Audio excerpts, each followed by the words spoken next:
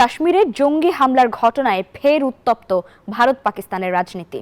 এই হামলায় সম্পৃক্ততা নেই বলে পাকিস্তান নিজেদের অবস্থান স্পষ্ট করলেও দেশটির বিরুদ্ধে 5টি বড় পদক্ষেপ নিয়েছে নরেন্দ্র মোদী প্রশাসন। ভারত জুড়ে ছড়িয়ে পড়েছে পাকিস্তান বিরোধী বিক্ষোভ। নয়াদিল্লির বিরুদ্ধে পাল্টা অবস্থান নিতে যাচ্ছে ইসলামাবাদও। এদিকে ভয়াবহ ওই ঘটনার পর কাশ্মীর থেকে চলে যাচ্ছেন পর্যটকরা। ভারতের কাশ্মীরের পেহেলগামে সন্ত্রাসী হামলার ঘটনায় পাকিস্তানের বিরুদ্ধে একাধিক সিদ্ধান্ত নিয়েছে নরেন্দ্র মোদী প্রশাসন, যেগুলো দিচ্ছে দুই দেশের দ্বিপাক্ষিক সম্পর্ক ও পররাষ্ট্রনীতিতে প্রতিকূল পরিবেশ সৃষ্টির বার্তা। এমন পরিস্থিতিতে নয়াদিল্লির বিরুদ্ধে পাল্টা পদক্ষেপ গ্রহণের সিদ্ধান্ত নিয়েছে ইসলামাবাদ।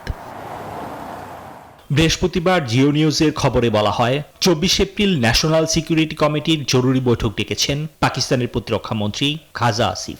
প্রধানমন্ত্রী শাহবাজ শরীফের নেতৃত্বে অনুষ্ঠিত হবে জাতীয় নিরাপত্তা কমিটির বৈঠক। প্রতিরক্ষা মন্ত্রী জানান, কোনোভাবেই সিন্ধু পানি চুক্তি স্থগিত করতে পারে না ভারত, কারণ এর সঙ্গে ভারত ও পাকিস্তান ছাড়াও বিশ্বব্যাংক সহ অন্যান্য শেয়ার হোল্ডাররা জড়িত। বান্ডেল থাকলে প্রতি সেনমানিতে টাকা বাঁচবে। বিকাশ সেনমানি বান্ডেল কিনে জিতুন প্রতি লেনদেনে। এদিকে পর্যটকদের উপর ভয়াবহ হামলার প্রতিবাদে চণ্ডীগড়, পাঞ্জাব, পুনে, মহারাষ্ট্র সহ ভারতের বিভিন্ন স্থানে বুধবার অনুষ্ঠিত হয়েছে পাকিস্তান বিরোধী বিক্ষোভ।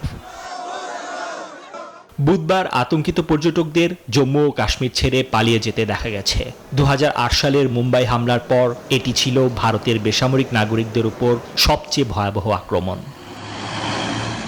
নিবির আমিন, নিউজ 24।